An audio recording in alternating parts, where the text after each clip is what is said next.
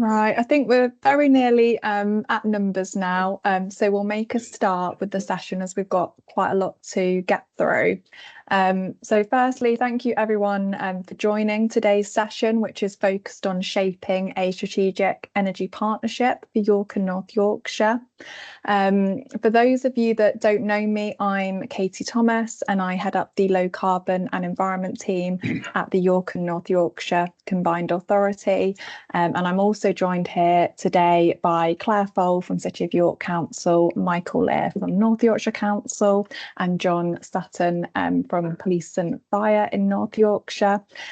This is very much a collaborative project across these organisations. And you'll be hearing from me more about the Combined Authority, but also from other speakers around the opportunities within their organisations and geographies that they cover. Next slide, please. So the overall purpose of this session today is really to share some of the work that we've been doing to shape a strategic energy partnership and to start kind of getting your thoughts from the market to help develop what our proposition is.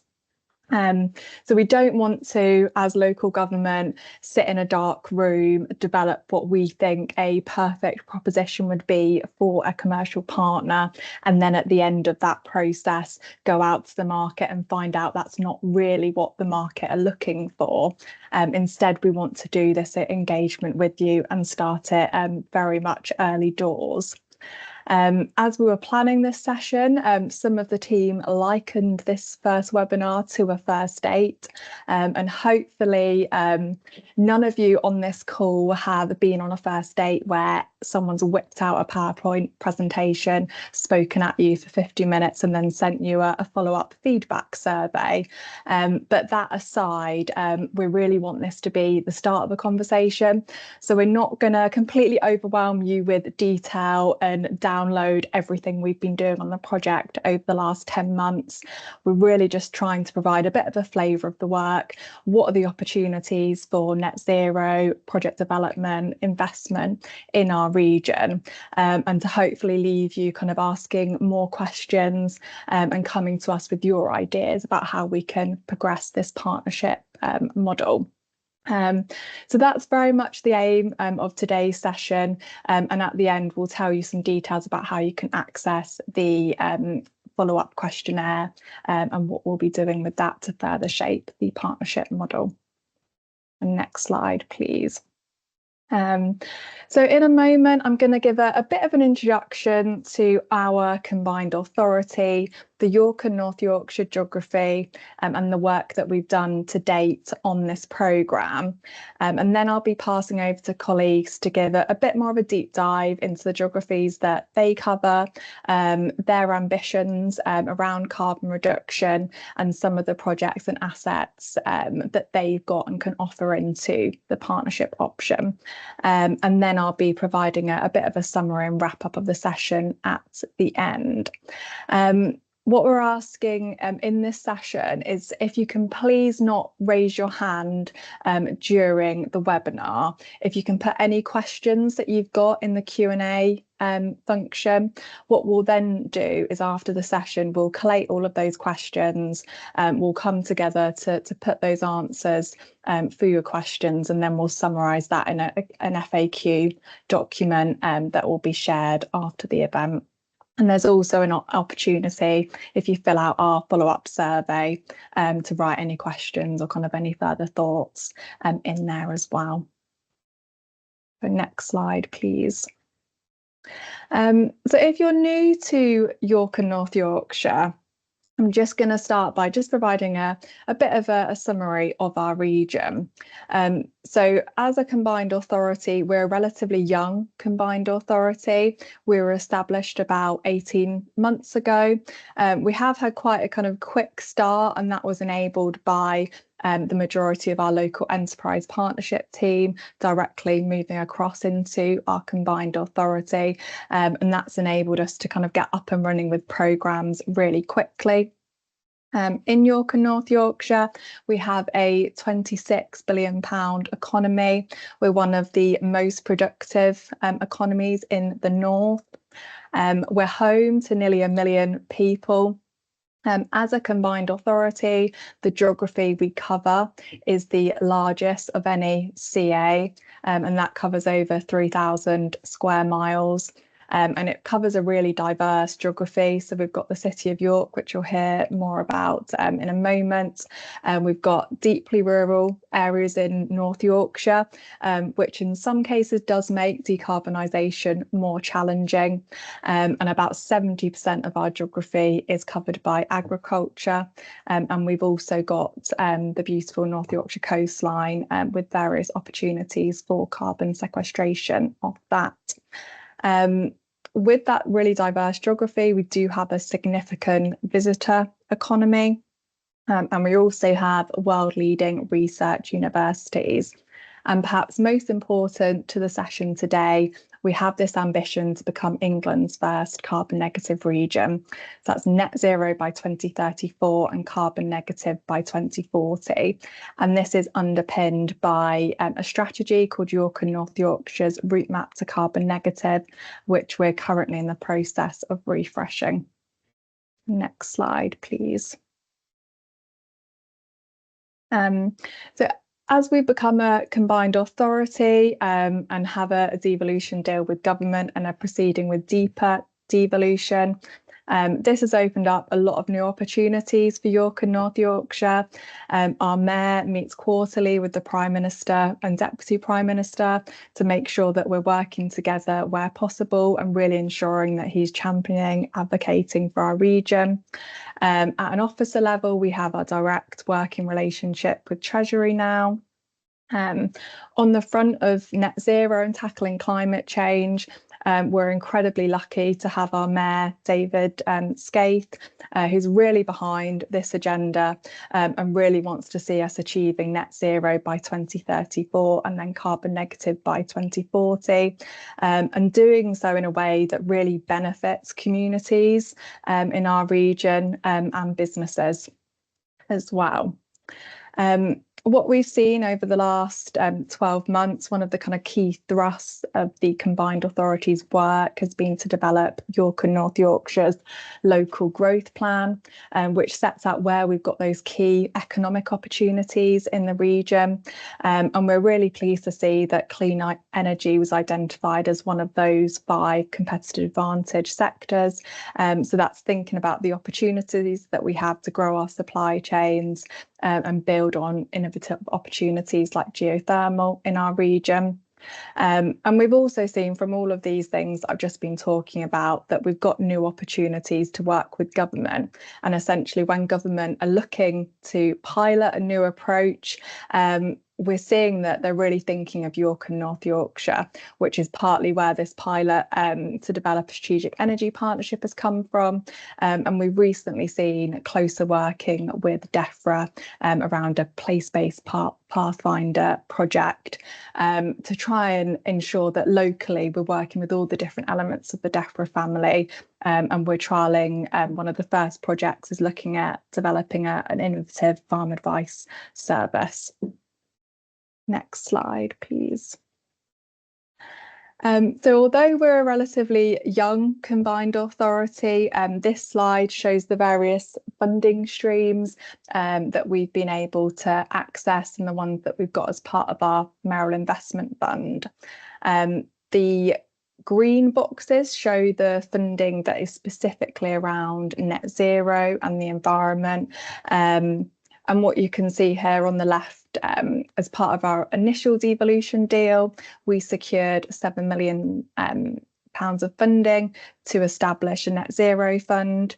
And part of that went to developing projects so that we've got an investable pipeline of projects, and part of that went into delivering projects, and we're very near the completion of that fund.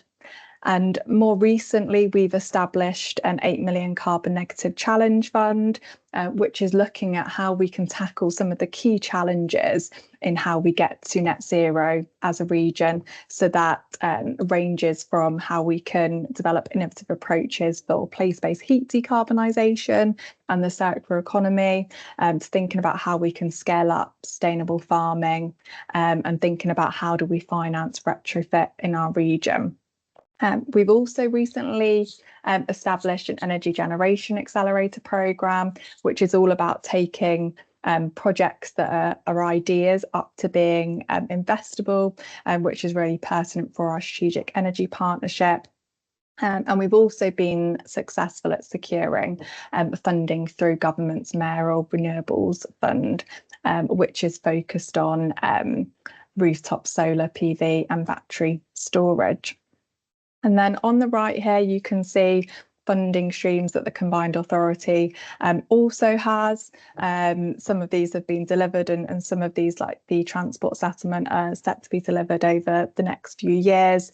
But what this shows is that although this funding isn't directly for net zero, we can really utilise that to help us deliver net zero in York and North Yorkshire, making sure that we've got the skills that we need, making sure that we've got the transport infrastructure, making sure that businesses are supported in the region. And then in that slightly lighter green box, you've got the City Leap pilot, which is what we're here to talk to you about today. The next slide, please. So what is the City Leap replicator project? Some of you may be familiar with government's local net zero accelerator programme, but for those of you that aren't, I'm just going to give a bit of a quick recap. So government's local net zero accelerator programme is all about how can government work with combined authorities and local authorities to really unlock commercial investment. How can we trial different approaches, so it's not always that we kind of go out with our hand to central government asking for grant funding. How can we get that commercial investment to really accelerate the pace of delivery of net zero? And York and North Yorkshire are one of 3 places as part of this pilot scheme. And our project is very much focused on testing the feasibility of replicating the Bristol City Leap model, which is a joint venture partnership that Bristol City Council developed with their long-term strategic partner, Amoresco. So our programme has been going for about 10 months now. We've done a huge amount of work reviewing the assets within our region that could form part of the partnership model, which I'll go on to in a minute. But we've also been doing a lot of work really trying to figure out, is a model similar to Bristol City Leap the right model for us, or rather actually different options that might be better suited to our region. And these have been summarised here in these 3 options. So one of the options we're looking at is, what would this look like if we scaled up our in-house capacity? So we had capacity and resource within the combined authority and local authorities to really drive the development and delivery of net zero projects. And we're also looking at various iterations of a joint venture partnership. And then as our do maximum option, thinking about what would be the benefits, what would be the risk associated with establishing an energy company. Next slide, please. So some of the work that we've been doing so far is really trying to figure out, what do we want out of a strategic energy partnership or alternative model, and this slide summarises that. So we really want a model or a vehicle that increases the pace of development of net zero projects and does so in a way that has benefits for the community, economy, and tackling climate change. So these are the kind of 3 big barriers that we're trying to address, and many of these are faced by local government across the UK. They're not specific to our region. So firstly, around pipeline development, there's often a lack of funding that's readily available to support local authorities to develop net zero projects, and that's compounded by limited capacity and capability. And then in terms of funding and finance, it's often challenging to get that funding that's required to deliver a project at the scale that's needed. And there's a lack of kind of skill set within local government to really ensure that projects are designed so they're commercially viable from the outset. And then delivery is often constrained by long procurement timelines, not having the actual businesses in the local area to deliver those projects. which results in a slower pace of delivery than what's really needed to hit our net zero targets. So we want our partnership model to address these three barriers and do so in a way that really supports the Mayor's vision for creating healthy and thriving communities, improving well-being and making people's homes warmer and really driving community energy. Then having benefits to the economy, so creating new high quality jobs, and then finally really delivering on our carbon negative ambition. Next slide, please. So there's been a massive amount of work to date reviewing the asset base across these three authorities, and you can see the asset classes there. I'm not going to go into any of the detail of this as I'll be stealing my colleague's thunder, who will go in some of the detail about the assets related to their authority. But much of the work to date has been focused on buildings and doing some techno-economic modelling to look at the different low carbon technologies that we could have on those buildings to decarbonise them. And as a future step, we're putting a lot more focus on looking at different parcels of land where we could have renewable energy projects through our energy generation accelerator programme that I mentioned previously. Next slide, please. So hopefully what you can see from what I've been talking about this afternoon is that there is a huge scale of opportunity here. What you can see in that circle there is the kind of key areas that we're really interested in working with a commercial partner on. We have a series of 4 integrated local area energy plans which provide us at quite a kind of spatial granular level what we need to do to decarbonise our energy system. And what we know from that process is that we need over £23 billion worth of investment to decarbonise our energy system, which really starts to show the scale of the opportunity. You can just click on to the next bit. And if we compare that to Bristol and what they've done as part of the Bristol City Leap, we have nearly double the population size than Bristol and York and North Yorkshire, covering 35 times the area. So if Bristol City Leap is a £1 billion opportunity for Bristol, we really think we've got a significant opportunity here in York and North Yorkshire. And we started engaging wider public sector partners to gain their interest, which you can see on the bottom here. And there's a lot of interest from other partners to get involved in this as well, which is really exciting. So I'm now going to pass over to Michael Lear from North Yorkshire Council, who's going to talk in a bit more detail about the opportunities in North Yorkshire. Thank you, Katie. Hi, everyone. So brief introduction. My name is Michael Lear, Assistant Director for Environment and Transport at North Yorkshire Council. Katie's kindly introduced the project and sort of the context to this. We thought it would be helpful to bring a bit of a lens towards the 2 areas of North Yorkshire and York. So I'll pick up North Yorkshire first, and then my colleague Claire will take on York. So just sort of setting the scene around North Yorkshire. It's for those that aren't familiar, it's a large and diverse place, as I'm sure many areas in the country are.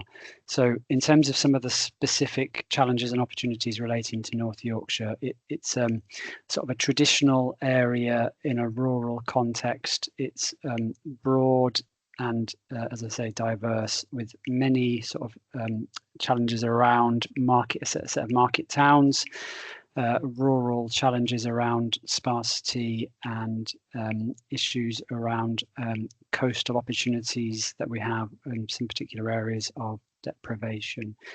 It has the sort of the joy of being the largest council area in the country, and it's the home to 2 national parks and 3 national landscapes, and there's a consultation taking place around a potential 4th national landscape being sort of partially contained within the borders. So hopefully that gives you a sense of the scale of the area.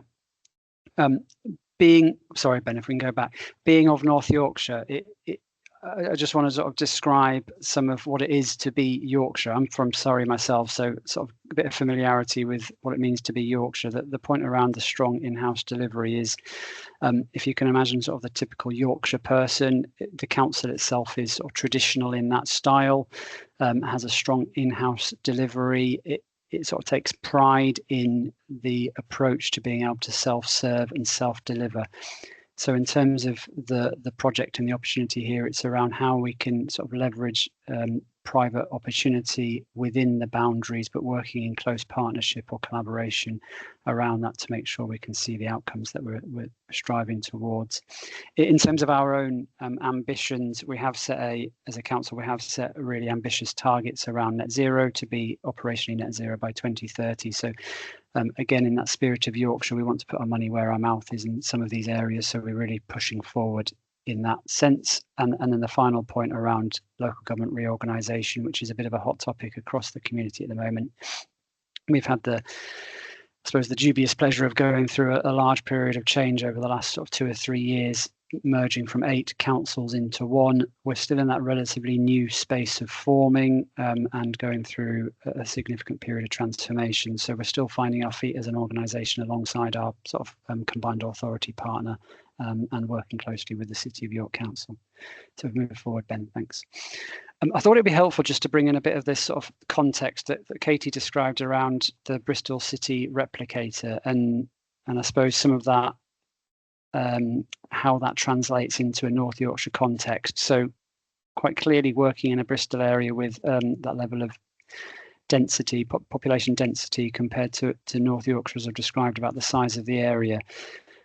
Hopefully this graphic gives a fairly clear representation around some of the challenges working into such a rural context. The sheer number of assets, the sheer scale and size of the place, and reaching out into those communities to deliver necessary change is a particular challenge. There's a lot of community pride associated with that rurality, so that sort of close community feel within the area, and it's how we work into those communities, draw them on side, bring them with us through this journey is really the opportunity of how we would take this on. Sort of the areas highlighted of sort of more focused density with the conurbations of Harrogate and Scarborough. So those are the 2 areas of populace, and then the bit in the middle around York, I'll leave to Claire.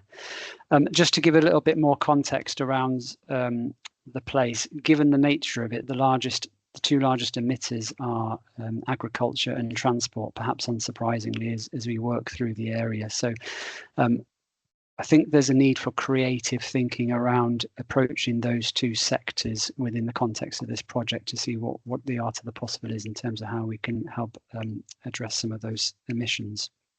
So if we move forward, please, Ben. As I mentioned a moment ago, a lot of the pride of North Yorkshire is around this ability to just get on and deliver. There's a few examples on the screen here around that, which I'll talk through in a moment, but there's sort of quite a long history of delivery within the patch, and we take a lot of pride in being able to just get on and do. The examples here are sort of more of the same. So we've been awarded a significant amount of money around transforming Harrogate, Selby and Skipton station gateway projects, as well as Catterick Garrison town centre regeneration initiative, which is now just getting going. For that one in particular, clearly working with partnership of the Ministry of Defence and the local community. So a huge opportunity in terms of that one. And then a town fund deals again around Scarborough and Whitby in terms of that coastal investment. In terms of the electric vehicle rollout, I'm labouring the point here, but again, the rurality of how we get electric charge points across such a wide area, providing the electricity to those charge points, but then having a spread where it's convenient for users to charge their cars across such an area is quite clearly a challenge. We've been awarded an amount of money to help look at novel ways of getting electricity to those charge points, whether that's through hydroelectricity or other means. So really interesting project there. In terms of housing, again, with the government's announcement around housing targets, we are stepping up the game around that within our new plan. As a new council, we are just forming that new local plan, and across that plan period, some ambitious housing targets, step change from where we have been as an area towards these new targets. And again, significant amount of money is being invested into North Yorkshire on retrofitting existing housing stock, although that remains a particular challenge with a sheer number of houses below EPCC standard. So a challenge there, but an opportunity in that regard. And then it would be remiss of me not to talk about highways, but in terms of investment, a key strategic link between Harrogate and Skipton, it's a road called Kecksgill. It's had a history of landslip and road movements, so we are spending the best part of 70 million moving that road onto a different part of that valley to give it more stability into the medium and longer term. So move forward, Ben. So just sort of focusing in towards some of the direct opportunities, Katie briefly mentioned around the number of assets within the council's control. So domestic dwellings, as well as quite a large corporate estate, including libraries, corporate buildings, etc., that you would get from a typical council spread. So a direct opportunity for us as an organisation in there. As a region, a great deal of opportunity around what it is that North Yorkshire offers with AI prospects, carbon capture, etc. So really exciting new agenda for us to think about. I've talked about the community and the community pride. As we started on the local government reorganisation journey, one thing that the council was really keen to sort of press home was, whilst we are the largest council area in the country, we also have ambitions to be the most local. So working really closely with our communities, town and parish councils, looking at opportunities to what we call double devolution, so pass down responsibility for services and assets into communities for them to have more self-delivery and control. So a potential opportunity for us to leverage that. And then the usual sorts of legacy programs that we continue to work on. The bit on the right hand side there around that coastal opportunities, it's an area of exploration, and the point I was making around creative thinking I see as a great way forward in terms of potential for hydro on the coast and things of that nature. To move forward, Ben. And now I'll just pass to Claire, please, if Claire can pick up York. Thank you. Thanks, Michael. Yeah, hello everyone. So my name's Claire Fole. I'm the Chief Strategy Officer for the City of York Council.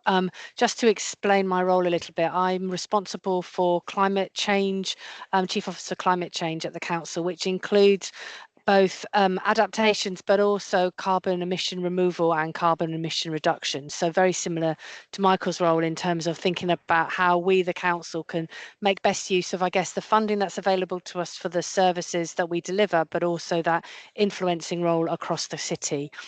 Next slide, please. Thank you. So just a little introduction to the City of York. So our City of York Council authority boundary is 271 square kilometres. However, the city itself, which many of you know, it's a globally significant city for its heritage and for its tourism offer. We are only 34 kilometres square, which makes us really small and really compressed, built on, as anybody that knows York, the Roman roads and the medieval landscape that actually defines the city and the way we're structured. And if you compare us to other heritage cities of a similar sort of reputation, if you like, Norwich is 62 kilometres square and Cambridge is 42 kilometres square. So significantly smaller, significantly compressed, which gives us our own challenges. However, as well as our city, we're also fortunate enough to have a number of small towns and rural villages around the periphery of the city, around our outer ring road, which actually is really important to us and gives us lots of opportunity, but some of the challenges that Michael's described around both transport connectivity, but also, of course, digital connectivity. If we're looking at the city as a whole, we're really ambitious. We're a city of sanctuary, a human rights city, a UNESCO city of media arts. We welcome around about 9 million tourists a year to enjoy the offer of the city centre itself. We've got 2 excellent universities, which many of you will know, the University of York and University of St John's, which is delivering world-class research and innovation. Both of them are very much partners on our journey towards carbon net zero. In 2019, we declared a climate emergency, and since then have produced our climate change strategy, which is setting us on a path to be net zero by 2030. We've got huge ambitions. We want to be the first 100% energy generating city in the UK, and we'll come on to some of those opportunities shortly. We've got high employment, above average wages, and productivity which is amongst the highest in the north. Just to put that into some sort of context, that gives us and obviously our market partners that we're talking here to today a real strong opportunity in terms of a skilled workforce. So our workforce is higher than average in terms of skills, and a large proportion of graduates are seeking to build their careers here, looking for those high value, interesting roles that come with these types of opportunities. Our GVA per hour has traditionally been fluctuated. However, since 2022 has continued to grow, and since 2023 has actually surpassed England. We've now got a higher GVA than across Yorkshire and Humber, higher than Leeds and higher than Sheffield, and above average levels for England. In terms of our visitor economy, we welcome around about 9 million visitors a year, with the sector contributing just short of 1 billion to York's economy, with a ready audience essentially for any project that we introduce to the city, including, of course, carbon action. If we can move to the next slide, thank you. So we've got a number of issues which I guess you'd expect in a city as old as the city of York, and with such strong heritage and history that everybody knows. Looking at that map, you can actually see that although we're recognised as a city with extreme wealth and affluence in certain areas, we're actually a city of 2 halves, with around about 32% of our city and our resident households in significant deprivation. And this itself brings significant challenges, not least in terms of, obviously, as a council, we're one of the lowest funded in the country, and that means our pockets of deprivation are often overlooked, and we have to focus real effort and energy into supporting them. And one of the things that we're really focused on in this particular project is the social value outcomes that we can derive by working with the market and with additional partners. So looking at our climate change emissions and understanding kind of the impact of emissions across the city, we know that the building sector represents 46% of all of our emissions, and the majority of those are on domestic buildings, followed by the transport sector at 31% and the industrial sector at 11%. Unlike North Yorkshire, agriculture only represents 2% of our emissions, and that's really predominantly based on our landscape and the kind of industries that we support, with obviously the city, the urban area of the city providing that focus. The heritage city, as you know, is of global significance. However, with that, our heritage buildings and our heritage estates are energy intensive, and our old Roman and Viking roads struggle with modern transport needs. So as much a blessing as a curse, and when you're looking at kind of developing the city and looking at how we can meet those net zero targets, but also deliver co-benefits around improving and strengthening our economy, introducing more safer, warm, affordable homes, and looking at our energy opportunities. The history of the city brings that opportunity, but also that kind of need to balance out where we can find those opportunities and make best use of them. In terms of the impact of climate change, many of the people and residents of York, and I don't know who's on the call right now, but will have experienced the severe flooding in York. So we had severe flooding events in 2015 and 2012, and then really going back infinitum, every 10, 12 years, the city has tackled and faced extreme flooding. over the past sort of 10 years, we've worked really closely with the Environment Agency to put in place all sorts of different projects that help us remove and adapt to those flooding events, including a really exciting project which has got a really difficult name called USWEM, which really looks at introducing flood mitigation measures upstream. So everything from gravel pits to redirecting the river to introducing more woodland and trees that actually help sort of slow down the waterfalls as it falls off the moors and off the dales. The severe flooding in York actually affects around about 5,000 properties as being identified in flood zones, and around 5% of York's population live in areas ranked below the bottom 5th in England and Wales for deprivation. Now, actually, they're not coterminous, so the areas that are affected by flooding aren't particularly in areas of deprivation, but that doesn't mean it doesn't have an impact across the city. With that, housing affordability is a really high ratio in York, higher than many areas across the whole of the country. So 8.3, our affordability ratio for housing is at 8.3 in 2024. If you look at median house prices to earnings ratio, which makes us the least affordable local authority in in Yorkshire and Humber, and actually one of the least affordable in the UK as a whole. To put that into more context, in 2021, about 13.5% of our households were classed as fuel poor, and in 2021, 44% of EPC rated domestic properties had ratings indicating low energy efficiency of D or below. Now, with that brings opportunity. Obviously, it's a challenge, but it brings an opportunity, particularly when we're looking at investing in our housing stock to actually make our houses more warm, more affordable and more energy efficient. 12% of properties in York are not connected to the gas network, and York is ranked as 259th out of 316 as the most income deprived cities in the UK. So as you can tell, some serious challenges affecting the city, but again, great opportunity. Next slide, please. So action to date. Obviously, we haven't been just sitting around and waiting to see what happens. We've put in place a really strong strategy and policy framework that supports net zero. We've got very strong local political support and strong support from our city partners, our academic research institutions and our private sector partners. Our policy framework absolutely supports net zero. So we've got the climate change strategy 2022 to 2032, which sets out our long-term goals across key sectors of building, transport, waste and energy. Alongside that, our new council plan from 2023 to 2027 places climate as one of our core commitments, emphasising that energy generation and building and decarbonising buildings are two of the key areas that we want to focus on over this administrative term.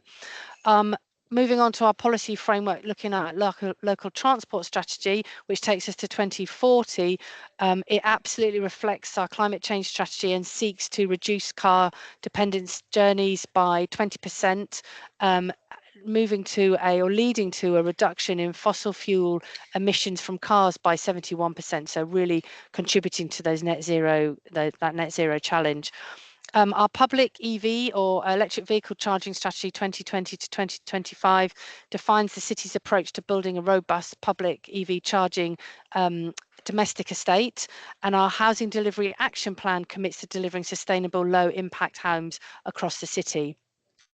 We've got an innovative retrofit delivery programme where we were very successful in attracting £3.3 million worth of investment from Innovate UK, and are currently delivering a retrofit project which we call the Your Energy project, taking us from all the way through from supply and to demand for retrofit. So looking at providing building retrofit assessments and connecting residents to suppliers who have typically been through skills opportunities that we deliver through different funding through UK SPF and Trailblazers. So all sorts of ways of actually supporting retrofit across our domestic buildings, but again, opportunities in social housing and in heritage buildings. If we look at sustainable development housing delivery programme, so this is for new builds that the council are leading on for social tenancy and shared leasehold arrangements. We've got a an absolute commitment to passive house across all 600 new builds that we are delivering over the next sort of 3 to 5 years. It challenges traditional supply chains and has introduced a new funding model for social housing, which has been recognised across the UK as providing a real kind of insight into how you can pioneer social housing that is both fit for future, but also delivers those health and wellbeing outcomes as co-benefits by embedding a passive house from the outset. It also demonstrates our city leadership in low energy housing design that we're using to help inform our local plan policies.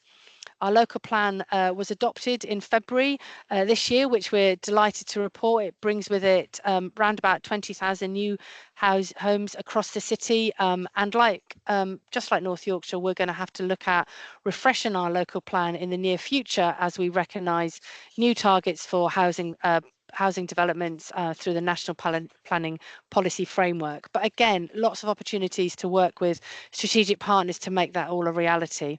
Finally, if we move into transport, if we move into our transport decarbonisation, we've got a real commitment to 2 hyperhubs that we've launched in Monk's Cross and Poplarton Bar, which have already contributed to an estimated 83 tonnes of carbon reduction, shifting to EV and sustainable transport. And we are greening our council fleet with 100% conversion of our light good vehicles through into 2025, and a commitment to the first EV fleet across the for buses across the UK, which has already contributed to a reduction in air pollution. Next slide, please. We had a local area energy plan adopted by the council in 2022, which demonstrates kind of the scale of opportunity for any potential strategic supplier. We're already working in a few of those areas, and I'll come on to those shortly, but you can see that we've got real heat spots across the patch, which demonstrate how we can look at more EV, more retrofit, and also energy parks, renewable energy parks. However, of course, that CapEx that we require to deliver all these opportunities is in the region of 3.8 billion. We've already accessed around about 400 million on different projects to actually contribute to that 3.8, and are looking at where we can get sort of accelerate that opportunity through different projects, different funding, and different finance models that we hope to work with partners on in the future. Next slide, please. So just to work on just to sort of share our major opportunity areas right now that we hope to work with strategic partners on going forward. We've got a really diverse asset portfolio of around about 7,300 domestic properties and 300 non-domestic buildings. We've also got our retrofit action plan that gives us a clear roadmap for upgrades, particularly important given the lack of alternative funding streams. So how we can make internal prioritisation and innovation absolutely essential so we can support delivery of those social houses being warmer, more energy efficient, and more affordable for many of our tenants. If we move on to energy generation, last night executive approved going to the next stage of our Harewood Wyn solar park ambition. So looking at a flagship renewable energy project on essentially 200 acres of underutilised repurposed landfill site. We've had 16 megawatts approved at planning, and with an opportunity for a 28 megawatt site over a phased delivery programme. The change in 60 megawatts to 28 megawatts is recognising that we don't yet have the technology for solar that prevents the glint and glare around sort of impacting on the local airfield. So there's lots to work at there, but lots of innovation space and innovation opportunity as well.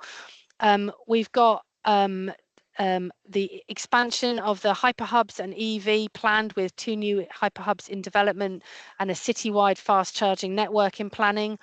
And finally, heat network development. So we're looking at leveraging our DESNZ heat network zoning methodology. We've had reports, we understand what we need to do. Phase 1 of that heat network is already underway, and looking at securing appropriate funding and delivery mechanisms so we can take that one step closer towards low carbon heating solutions and a fully 100%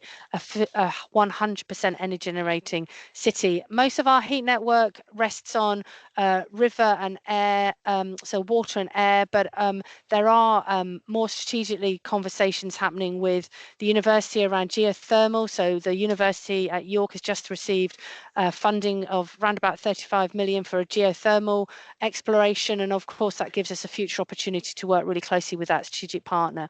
So all of these opportunities reflect really a multi-pronged approach to climate action, targeting buildings, energy and transport and heating, and all of them are at systems wide, so looking at the whole of the system and the system opportunities available to us across the whole city, not just focused in various different areas, but bringing together our strategic partners, the landscape and the environment that we sit in the Vale of York, and what opportunities that brings for us in terms of energy production, but also in terms of working across the city in housing and transport. So I'll stop there. I think I've had my warning. So I'll move on now to John, so we can hear more about the Office of Police and Fire. Thanks, John. Hi, thanks, Claire. Yeah, good afternoon, everyone. I'm John Sutton, Sustainability and Facilities Manager, representing both North Yorkshire Police and North Yorkshire Fire and Rescue Service this afternoon. Thanks, Ben. We're operating a joint estate of around 100 premises across North Yorkshire and the City of York, ranging from busy city centre, 24/7 police and fire stations, custody suites and a 999 control room, to rural on-call fire stations. You might have seen recent news coverage of the Langdale Moor wildfire here up on the North York Moors. The headline read, "World's smallest fire station on front line of 2-week fire." This referred to Goathland Fire Station. It wouldn't be unkind to call it just a garage. It's crewed by volunteer firefighters and is only just big enough to house the adapted Land Rover fire appliance that they use. Climate change is presenting emergency services with changing demands. The wildfire has placed significant strain on our resources for over 3 weeks and has required support from the public and from fire and rescue services from across the country. Flooding and storm damage disrupt communities and transport links and often involve police and fire response. And community tensions and political protests are more likely to turn into civil unrest on a nice warm evening than at other times of the year. Warmer weather is also likely to increase tourism into our area, increasing the seasonal population of towns like Scarborough, York, Harrogate, and our beautiful dales, moors and coastland. This further increases the demand on our services. So emergency services must be flexible and adapt quickly to ensure that we stay ahead of the demand and are able to respond when we need to. We need fit-for-purpose buildings and vehicles that align with future demand and the national and local net zero targets. Our environmental sustainability strategy aligns to these targets and sets clear objectives to decarbonise our buildings, our vehicle fleet and our supply chain over the next 10 to 15 years. But this strategy and the premises estate in general is underfunded. We're behind the curve on building decarbonisation, retrofit projects and EV transition. We have a detailed stock condition survey and a 10-year plan to upgrade all 100 premises over the next 10 years. And we've started with some quick wins, such as LED lighting replacement, PIR controls, additional insulation and improved BMS. But we're making much slower progress on the larger capital projects, which will bring the greater carbon and cost savings. An £850,000 window replacement project at our HQ has resulted in a 20% saving on heat demand in its first year. But other projects have been put on hold or removed from refurbishment specifications due to budgetary restrictions. Across the 100 premises, we can count our air source heat pumps, our solar PV installations and EV chargers on the fingers of very few hands. We know what we should be doing, but we require the financial and intellectual investment to help us achieve it. Our vehicle fleets rely heavily on ICE vehicles, many of which are specialised. Think of pursuit cars and fire appliances, and replacing them with EVs that meet operational needs is complex. Installing sufficient and strategically located EV chargers across the estate is a logistical hurdle. Budget constraints and procurement complexities make it difficult to adopt low emission vehicles at scale or pace. Many of our buildings are decades old and not energy efficient, Upgrading insulation, heating systems and lighting requires significant investment. Renovation and refurbishment work must be done without interrupting critical services like our custody suites and our emergency response units. Our budgets are rightly skewed to protecting our communities, and funds for decarbonisation schemes are limited. Officers and staff need education on sustainability practices, which takes time and resources. We must juggle the sustainability goals with rising demands in crime prevention, public safety and emergency response. And our communities are increasingly expecting police forces to lead by example in climate action. New laws may require police to enforce environmental regulations, further adding to our workload. And floods, fires and other events linked to climate change are increasing the demand on police resources. We're keen to work with partner agencies on this call to be able to provide low-cost, carbon-efficient services to our communities at the times that they need them, now and well into the foreseeable future. Thank you.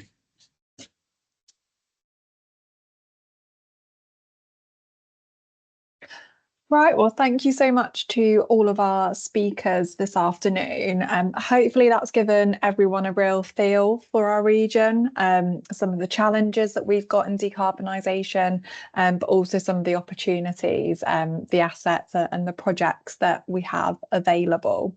As we're running over, I'm just going to keep this wrap up quite short. So if we could move on to the next slide, please. So there's been a few questions in the chat. We will be sharing the slides from this session and the recording following this webinar, and we'll also include a link to the programme information document, which some of you may have seen this, but it includes a little bit more detail of some of the things that we've been talking about today. And then with that, we'll also share the questionnaire. There's the link there on screen, which we'll share in a follow-up email as well. We are treating this strictly as a fact-finding exercise.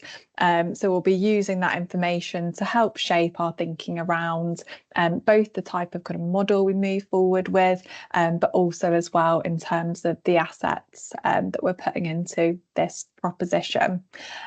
We've had quite a few questions in the chat. Some of them I've answered, and then some of them we will take to the FAQ document as well. If you've got any other questions, please do email the team with any further questions that you'd like to be included in the FAQ document, and any kind of further information that you might be looking for. So thank you everyone for joining this session this afternoon, and a huge thanks from me to the team that's been working really hard behind the scenes to pull this engagement webinar together, particularly Jake Mitchell, Rebecca Haslam and Ben Sharp. So please do keep in touch if you've got any further questions or thoughts. Otherwise, we'll keep connected and let you know about any further market engagement sessions that we're doing for this project. So thank you, everyone.